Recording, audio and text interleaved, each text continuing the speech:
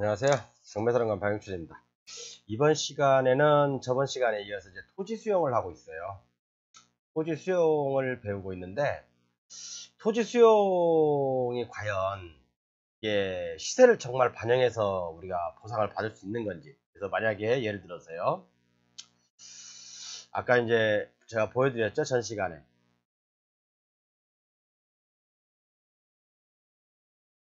예를 들어서 이제 여기가 이제 그 뒷부옇게 칠해져 있는 곳이 이게 토지 수용, 이게 안산 장상 공공주택지구예요. 이거 어차피 수용이 되잖아요, 여기가요. 수용이 되는데, 여기는 사실 수용에서 제외됐어요, 이 토지는요. 그래서 그러다 보니까, 나중에 이제 아파트로 들어오고 상가로 들어오고 그러면 대규모 토지가 되니까 이 인근에 있는 토지는 되게 비싸겠죠. 뭐 평당 제가 볼 때는 나중에 향후에 600만 원씩 이상은 가지 않을까. 뭐, 그렇게 생각합니다. 근데, 뭐 1000만 원도 가겠죠. 그러면 뭐 상당히 높은 가격을 앞으로 형성할 수 있을 건데, 자, 이걸 뭐 얘기하고자 하는 게 아니라, 만약에 여기가 이제 이 토지까지 지금 수용지가 아니지만 수용된다라고 했을 때, 우리가, 경매 감정하고 수용 감정이 각각 틀려요. 경매 감정하고. 경매 감정은 법사가라고 해가지고, 아무래도 채권자, 아니면 저당권자, 뭐 채무자, 소유자, 이제 이런 사람들의 이익을 위해서 조금 시세보다는 높게 평가되는 경우가 많아요. 그러다 보니까 이렇게 우리가 이제 경매하다 보면 두 번, 세 번 이렇게 유찰되는 경우가 있잖아요. 대부분 그래서 그런 요인이 많고요. 수용 감정은 아주 냉혹합니다, 현실이요. 수용 감정은 국가에서 땅을 억지로 뺏긴 하지만 그래도 참 이게 좀 이렇게 저는 냉혹한 현실이라고 생각해요. 그래서 사람들이 막 토지 가격 더 주세요, 더 주세요, 데모하고 그다음에 막 이제 그 또 협의회를 구성하고 막 그러잖아요. 그러다 보니까 토지 이 수용 감정을 잘못하면 까닭 잘못하면 큰일 납니다. 만약에 이제 뭐 경매에서 내가 여기 토지를 경매 감정이 10억짜리였어. 근데 내가 낙찰을 갖다 면 12억에 받았어요. 근데 실질적으로 패를 까보고 수용이 된다고 가정했을 때 패를 까보니까 뭐 진짜 수용가는 뭐 8억밖에 안 나와요. 그러면 앉아서 그냥 2억을 당하는 거잖아요. 이런 경우 되게 많아요. 우리가 이제 그 가격을 잘못 선정해가지고, 자, 이 장상지구가 언제 지구가 지정되는지 모르겠죠. 그죠? 어차피 대규모 개발이기 때문에 수용 보상가의 기준은 전 시간에 말했지만 수용 보상가의 기준은 뭐라고 했죠? 사업 인정 고실이라고 했죠. 사업 인정 고실이 이게 주택법에 의한 건지 아니면 뭐 개발법에 의한 건지 이제 사업 시행자한테 물어봐야 되겠죠. 어디 법에 근거를 둬서 이 지금 지구를 개발하고 있냐라고 물어봐야 되겠죠. 그러면 만약에 주택법이다. 그럼 뭐 사업 인정 고실은 뭐 실시계획 인가일을 기준으로 한다라고 나와 있어요. 이제 제가 전 시간에 보여드렸죠. 그건지 모르는지 모르겠지만 일단 제가 전 시간에 보여드린 거 저도 다 기억 못해요. 전 시간에 보여드린 거 참고하시고요. 그렇기 때문에 사업인정 고시를 기준으로 해서 그죠? 평가를 하는 게 맞죠. 근데 평가를 하는데 평가의 방법도 두 가지가 있어요. 표준지 공시지가하고 개별 공시지가가 있어요.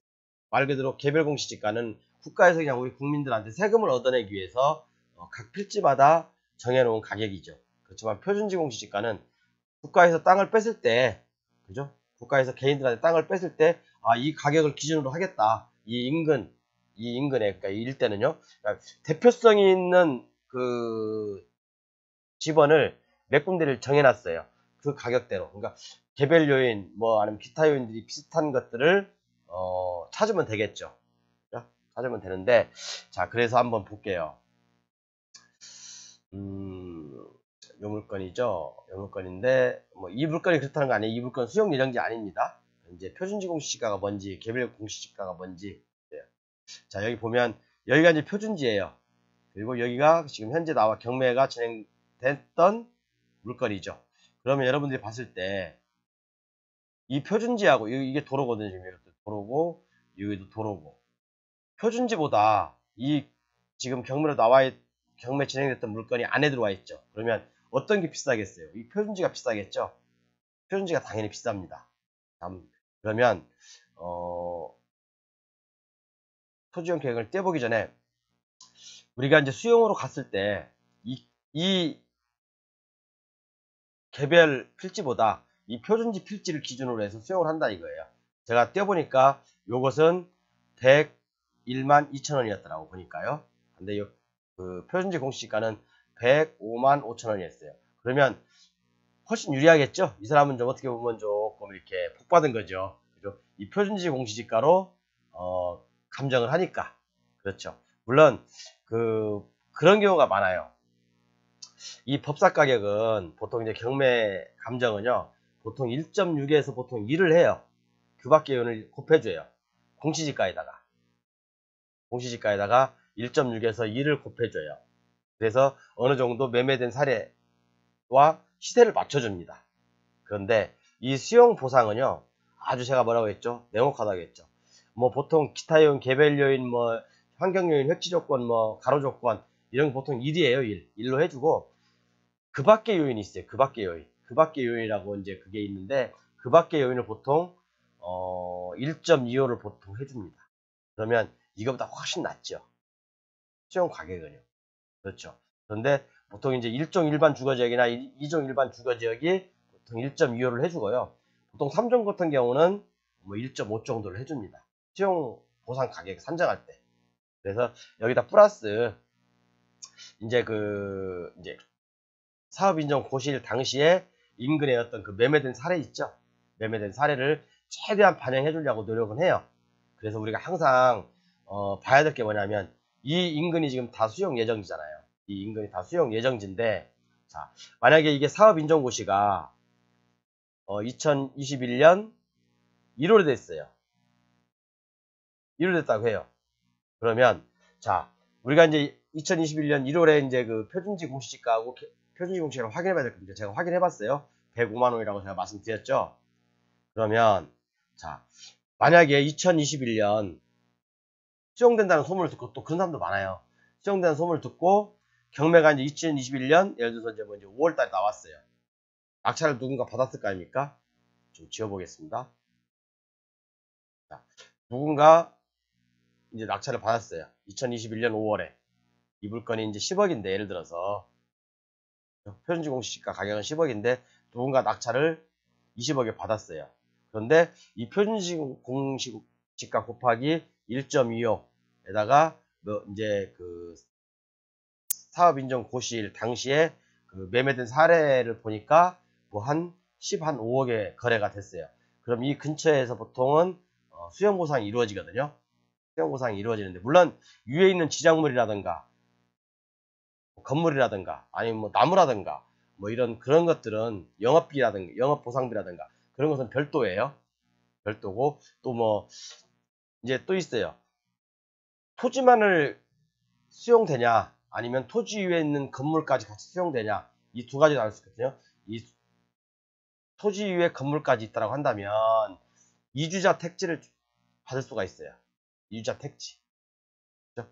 그렇지만 요것은 그 토지만 그 수용되는 사람들은 그냥 아마 그 딱지만 줄 거예요. 딱지만. 그러니까 그 분양권이죠. 분양권만 줄 거예요. 그래서 자 그러면 2021년 5월에 20억에 낙찰받은 사람은 만약에 수용된다고 했을 때 얼마가 손해죠?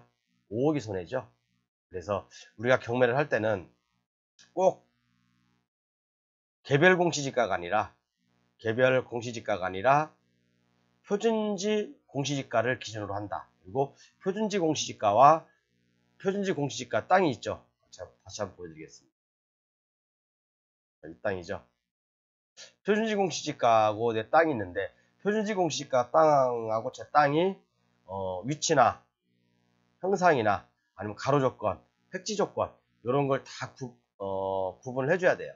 자, 그래서 사실은 제 교재를 보면 제가 말씀드릴 게 많아요. 토지 보상에 관련해 가지고 이제 공부할 게 되게 많거든요. 뭐 미불용지 보상, 뭐 형질된 보상, 무허가 건축물 보상, 도로 부지 보상, 국어 보상, 공법 제한을 받는 보상, 뭐 많아요. 개발 제한 구역에 어떤 보상, 그다음에 잔여지 확대 보상, 뭐 이런 것들이 있는데 쭉 또 있어요. 뭐 물건 보상도 있고요. 물건에 관한 보상도 있고, 영업 축산 보상도 있고, 그죠? 이런 것도 있고. 제가 이제 이런 것들을 쭉 이제 시간 나는 대로 강의를 해드릴게요.